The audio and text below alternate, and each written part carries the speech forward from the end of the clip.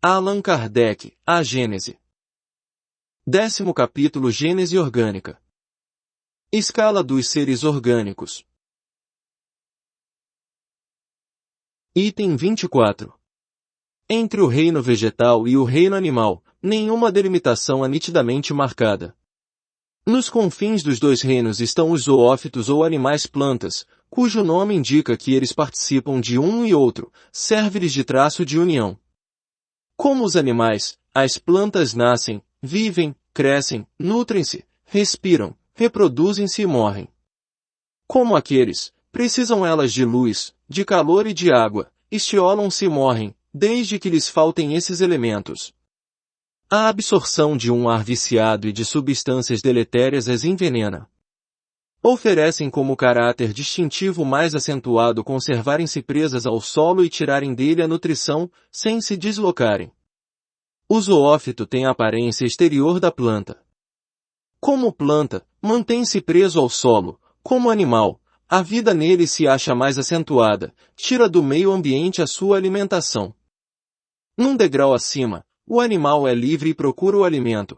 Em primeiro lugar, vêm as inúmeras variedades de pólipos, de corpos gelatinosas, sem órgãos bem definidos, só diferindo das plantas pela faculdade da locomoção, seguem-se, na ordem do desenvolvimento dos órgãos, da atividade vital e do instinto, os eumintos ou vermes intestinais, os moluscos, animais carnudos sem ossos, alguns deles nus, como as lesmas, os polvos, outros providos de conchas, como o caracol, a ostra, os crustáceos, cuja pele é revestida de uma crosta dura, como o caranguejo, a lagosta, os insetos, aos quais a vida assume prodigiosa atividade e se manifesta um instinto engenhoso, como a formiga, a abelha, a aranha. Alguns se metamorfoseiam, como a lagarta, que se transforma em elegante borboleta. Vem depois a ordem dos vertebrados, animais de esqueleto ósseo, ordem que abrange os peixes, os répteis, os pássaros, seguem-se, por fim, os mamíferos cuja organização é a mais completa. Item 25. Se considerarem apenas os dois pontos extremos da cadeia, nenhuma analogia aparente haverá, mas, se passar de um anel a outro sem solução de continuidade, chega-se, sem transição brusca, da planta aos animais vertebrados. Compreende-se então a possibilidade de que os animais de organização complexa não sejam mais do que uma transformação, ou, se quiserem, um desenvolvimento gradual, a princípio insensível, da espécie imediatamente inferior e, assim, sucessivamente, até o primitivo ser elementar. Entre a glande e o carvalho é grande a diferença, entretanto, se acompanharmos passo a passo o desenvolvimento da glande, chegaremos ao carvalho e já não nos admiraremos de que este proceda de tão pequena semente. Ora, se a glande encerra em latência os elementos próprios à formação de uma árvore gigantesca, por que não se daria o mesmo do ácaro ao elefante? Item 23. De acordo com o que fica dito, percebe-se que não existe a geração espontânea senão para os seres orgânicos elementares. As espécies superiores seriam produto das transformações sucessivas desses mesmos seres, realizadas à proporção que as condições atmosféricas se lhes foram tornando propícias. Adquirindo cada espécie a faculdade de reproduzir-se, os cruzamentos acarretaram inúmeras variedades. Depois, uma vez instalada em condições favoráveis, quem nos diz que os germens primitivos donde ela surgiu não desapareceram para sempre, por inúteis? Quem nos diz que o nosso ácaro atual seja idêntico ao que, de transformação em transformação, produziu o elefante? Explicar-se-ia assim por que não há geração espontânea entre os animais de complexa organização. Esta teoria, sem estar admitida ainda, de maneira definitiva, é a que tende evidentemente a predominar hoje na ciência. Os observadores sérios aceitam-na como a mais racional.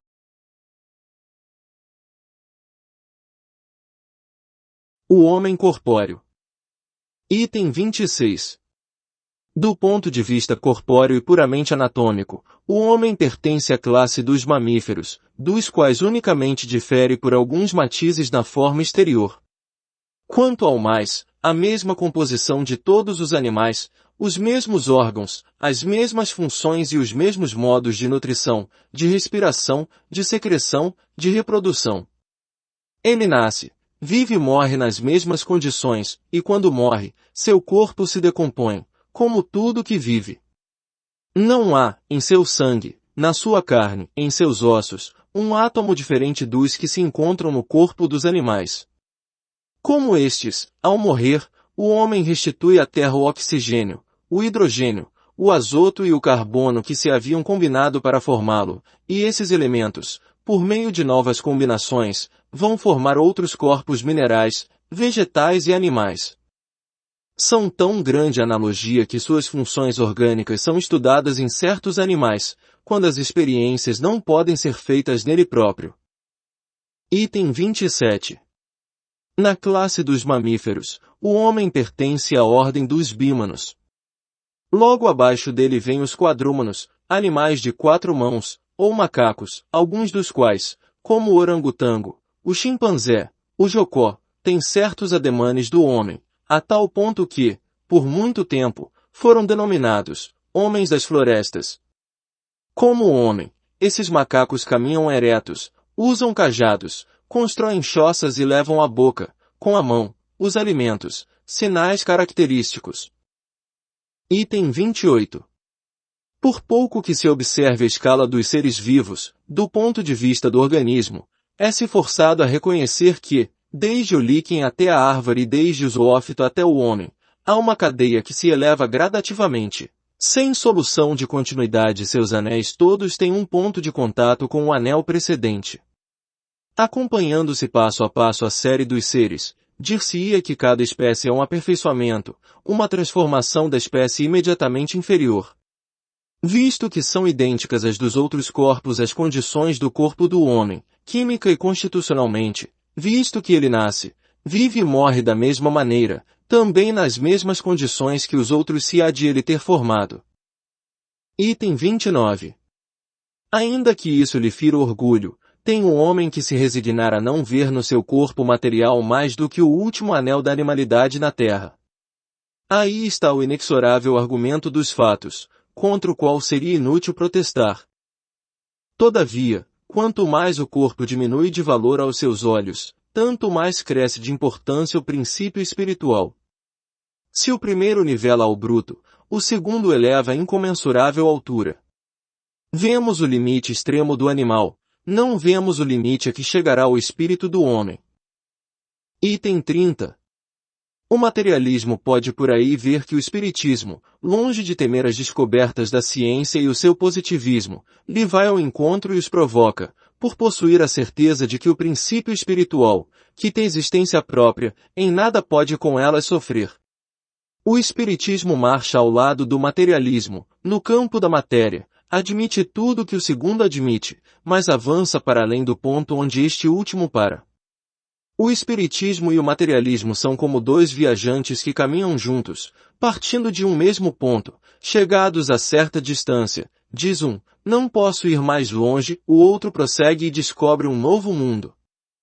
Por que, então, há de o primeiro dizer que o segundo é louco, somente porque, entrevendo novos horizontes, se decide a transpor os limites onde ao outro convém deter-se? Também Cristóvão Colombo não foi taxado de louco, porque acreditava na existência de um mundo, para lá do oceano? Quantos a história não conta desses loucos sublimes, que hão feito que a humanidade avançasse e aos quais se tecem coroas, depois de se lhes haver atirado lama? Pois bem, o espiritismo, a loucura do século XIX, segundo os que se obstinam em permanecer na margem terrena, nos patenteia todo o mundo, mundo bem mais importante para o homem, do que a América, porquanto nem todos os homens vão à América, ao passo que todos, sem exceção de nenhum, vão ao dos espíritos, fazendo incessantes travessias de um para o outro. Galgado o ponto em que nós achamos com relação à Gênese, o materialismo se detém, enquanto o espiritismo prossegue em suas pesquisas no domínio da Gênese espiritual.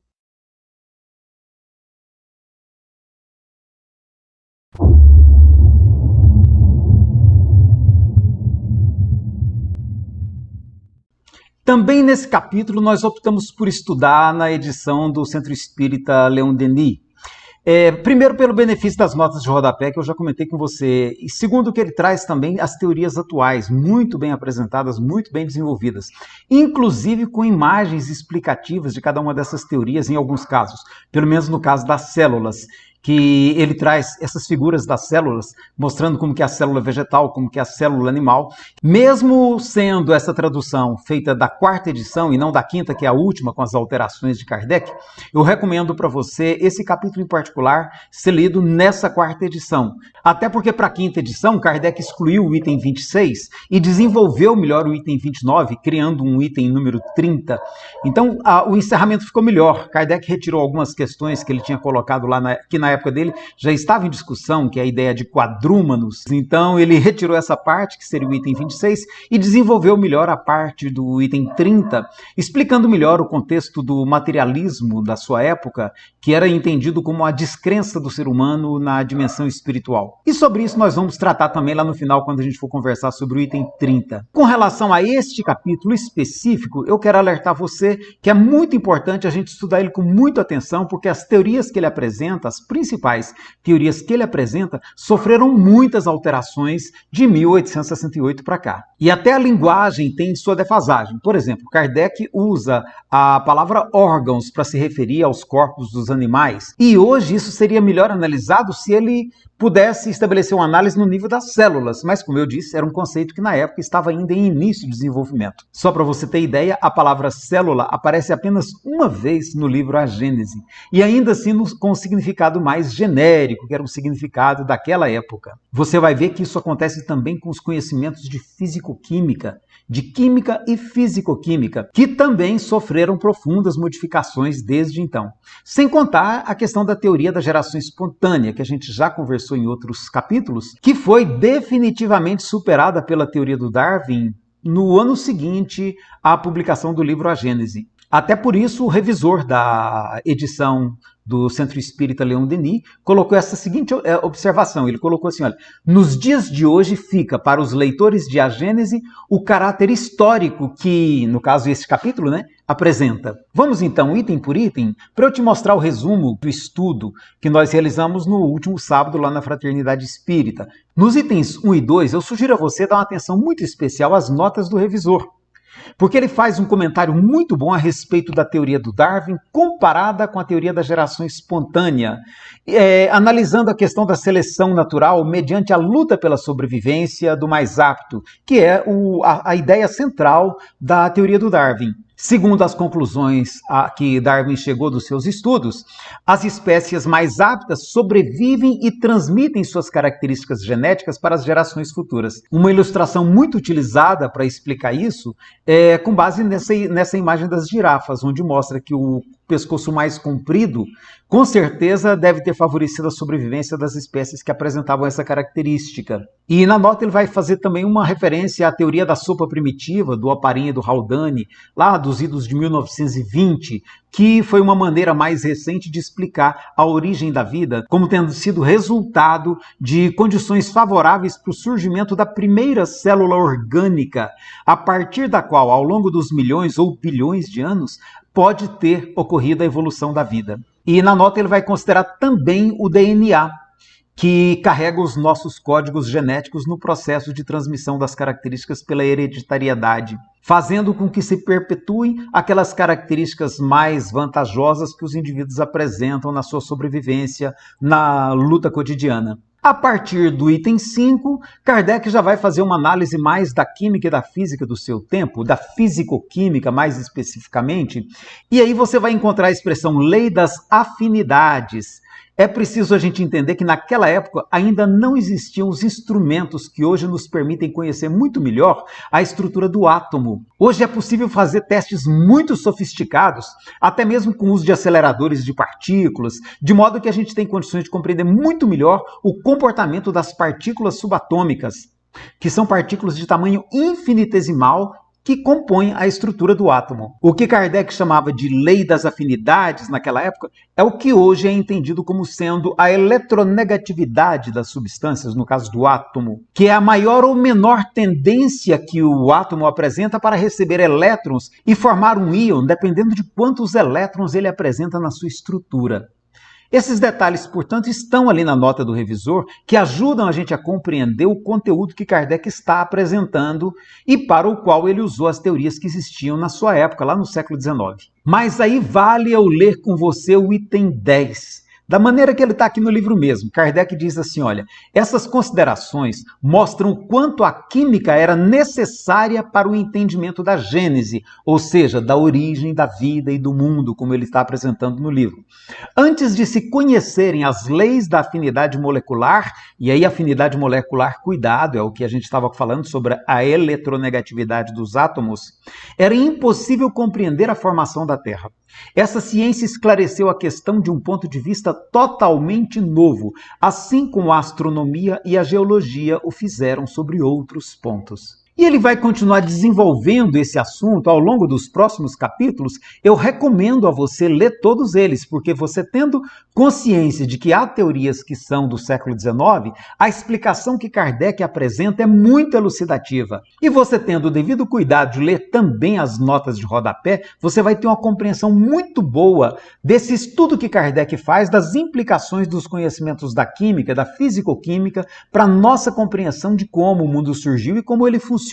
E aí nós vamos para o item 16, onde Kardec vai abordar o princípio vital. E esse é também um tópico para o qual a gente tem que dar uma atenção muito especial, porque princípio vital é uma ideia que vem ainda da filosofia grega antiga, lá da Grécia Antiga com Aristóteles. Para Aristóteles, o princípio vital era equivalente à alma. Mas para Kardec, como a gente já sabe muito bem, ele explica isso muito claramente na introdução do Livro dos Espíritos, a alma seria equivalente ao espírito e, portanto, sobreviveria ao corpo físico quando acontece o fenômeno da morte. E como Kardec está estudando exatamente o fenômeno da vida, aí o revisor da editora do Centro Espírita Leon Denis achou por bem trazer informações atuais a respeito das células, do funcionamento das células, da estrutura das células e outras informações que a moderna biologia nos proporciona ter acesso para a gente compreender melhor essa questão do princípio da vida. Então, por essas notas, nós vamos compreender, por exemplo,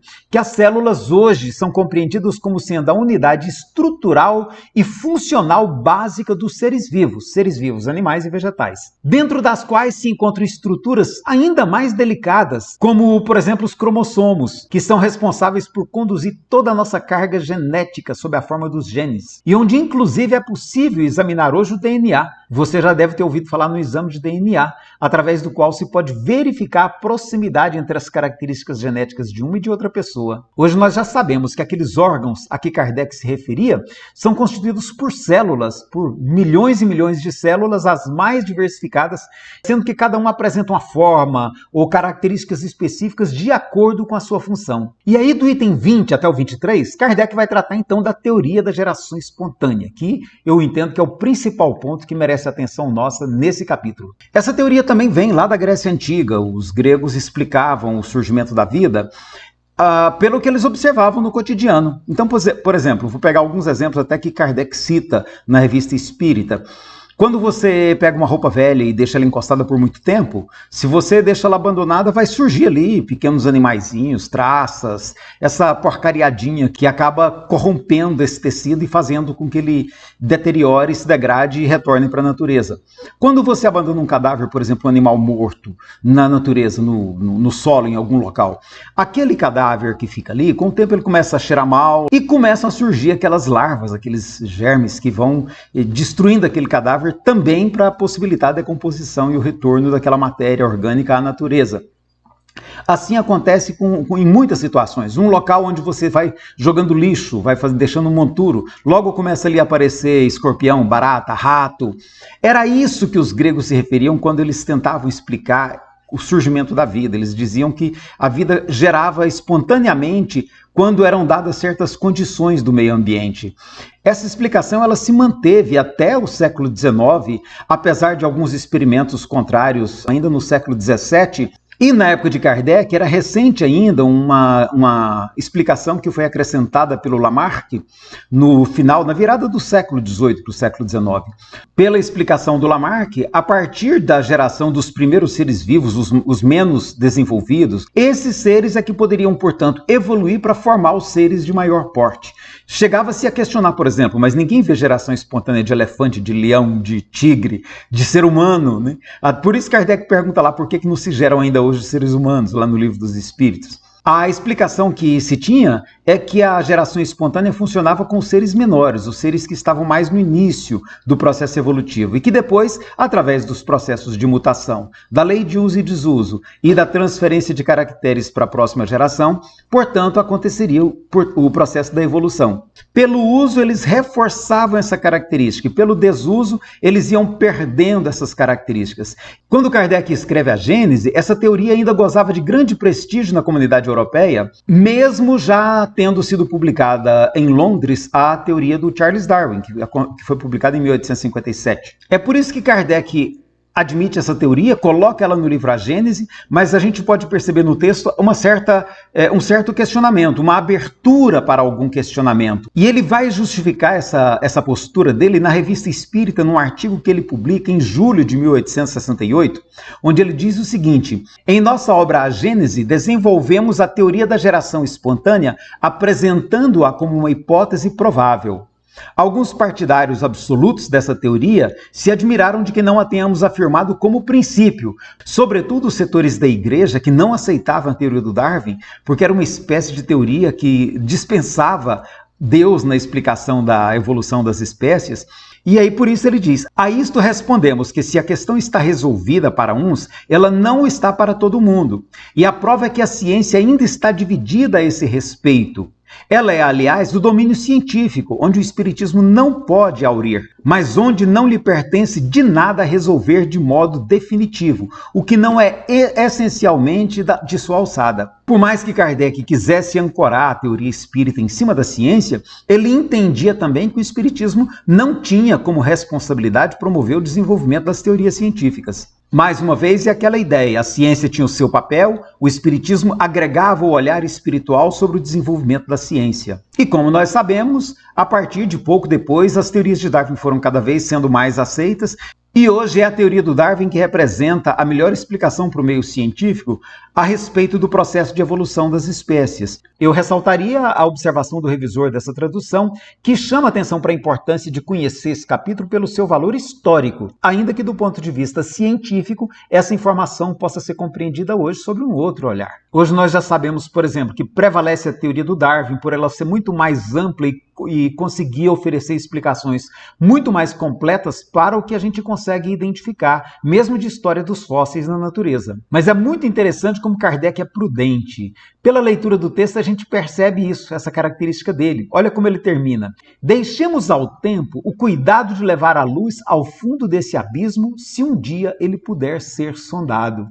Esses conhecimentos são interessantes, sem dúvida, sob o ponto de vista da ciência pura, mas não são eles que influem no destino dos homens. Eu vou deixar por sua conta mesmo a leitura ali do item 24, onde ele fala da escala dos seres orgânicos. Kardec vai fazer um raciocínio apresentando como que as espécies poderiam ser encadeadas nessa ideia da evolução. Você vai ver que é muito interessante acompanhar a análise que Kardec faz, mesmo em se tratando de uma teoria que já não está em vigor. E agora eu vou te pedir para deixar a quarta edição, que é do Centro Espírita Leon Denis, e pegar, por favor, aí a tradução da FEB, ou outra tradução que tenha sido feita com base na quinta edição. Porque, como eu disse no início do vídeo, Kardec retirou o item 26 e desenvolveu melhor, portanto, a questão do materialismo. Pois é, e aí a gente tem que fazer uma paradinha e perguntar assim, mas a que materialismo Kardec está se referindo? Será que era o materialismo histórico dialético, que é o método usado pelas ciências humanas e sociais nas suas pesquisas? Ou será que é o materialismo metodológico utilizado pela biologia, pela química, pela física, mesmo por ciências que a gente entende como ciências exatas, as ciências duras? Ou será que Kardec estava se referindo ao materialismo existencial, que por negar a realidade do espírito acaba fazendo com que o indivíduo se afunde na vida puramente material, nos gozos materiais, no consumismo desenfreado. Quando a gente faz uma passagem assim, ponto por ponto, onde Kardec usa a palavra materialismo, nós vamos dizer que ele dá atenção, sobretudo, para o materialismo enquanto falta de crença no elemento espiritual. E aí nós temos que ter muito cuidado para não confundir essa oposição que Kardec coloca entre o espiritismo e o materialismo, achando que ele está, por exemplo, contestando o materialismo enquanto método de pesquisa da ciência terrena. E aí eu já te adianto, não é a esse materialismo que Kardec contesta. Até porque esse materialismo metodológico, ele consiste em você não admitir como pressuposto inicial para qualquer pesquisa que você faça e nem como conclusão qualquer tipo de explicação metafísica transcendental que não ofereça condições de ser testada, de ser cuidadosamente avaliada. E aí eu tenho colegas no meio espírita que gostariam muito que o espírito fosse considerado nessas pesquisas da ciência. E aí nós temos que ter muito cuidado, porque se você considera essa informação a priori, você pode chegar a conclusões equivocadas por ter partido de algo que você não tem exatamente como avaliar, como medir do ponto de vista da metodologia científica que é adotada nessas pesquisas. Da mesma maneira, você não pode simplesmente atribuir aos espíritos algo que você não tenha condições de comprovar que essa é a única explicação. E é interessante que Kardec adota esse método. Lá no Livro dos Médiuns mesmo ele diz que a primeira explicação que nós temos que ter é a mais óbvia, baseada nas ocorrências da matéria. Mesmo para os fenômenos mediúnicos, Kardec entende que o espírito deve ser a última explicação. Isso fica muito claro naquela teoria dos glóbulos, que está lá no Livro dos Médiuns. Dá uma olhadinha lá pelo índice, vale a pena conferir. E é interessante observar também que Kardec ele faz do seu método de pesquisa um método bastante aproximado do que o materialismo metodológico adota. Tanto que ele chega a dizer assim, olha, que o espírito, conforme apresentado pelo espiritismo, era algo que poderia ser considerado tão material que poderia ser tocado com o dedo. Então não repara não, mas o seu celular, o seu notebook, tudo que você usa hoje, a luz que você usa, isso tudo só foi possível por conta desse rigor metodológico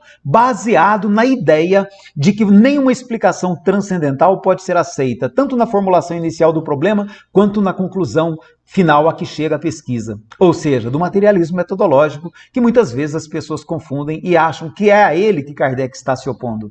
Em outras passagens, a gente vai ver que Kardec também refuta muito um outro tipo de materialismo, que é o materialismo existencial, do ponto de vista da negação da realidade espiritual. Kardec entende que negando o espiritual, a pessoa corre o risco de limitar toda a sua perspectiva ao que é possível de ser observado ao longo dessa existência material exclusivamente. E dessa maneira a pessoa perde a perspectiva espiritual, perde a sua perspectiva de transcendência, perde acesso a inúmeras outras possibilidades de compreensão que a realidade do espírito nos proporciona e que nós espíritas entendemos muito bem disso, por sinal.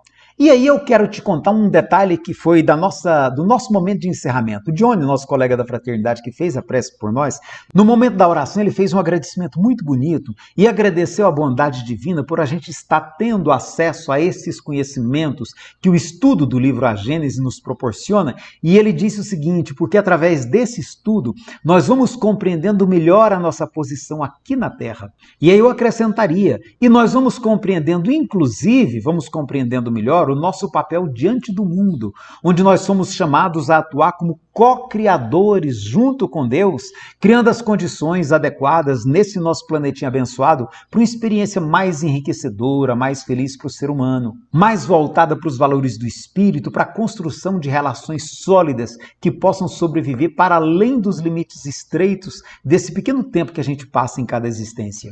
E aí eu quero terminar esse vídeo sugerindo a você que vá lá no final do capítulo 10 e veja como é que Kardec encerra. Que encerramento brilhante que Kardec faz. Porque ele encerra exatamente abrindo a perspectiva para o próximo capítulo, o capítulo seguinte. Mas isso eu vou deixar você mesmo conferir, ok? Obrigado por ter participado conosco dessa viagem na direção do conhecimento espírita. Se você acha que essas discussões estão sendo interessantes para você, por favor, curta, comente aí no espaço dos comentários, compartilhe esse vídeo com seus amigos, seus colegas de casa espírita, seus amigos de movimento espírita, para que a gente possa ir ampliando essa linda comunidade de aprendizado que nós estamos construindo a partir do livro A Gênese de Allan Kardec. Nosso muito obrigado, um grande abraço, até o próximo sábado.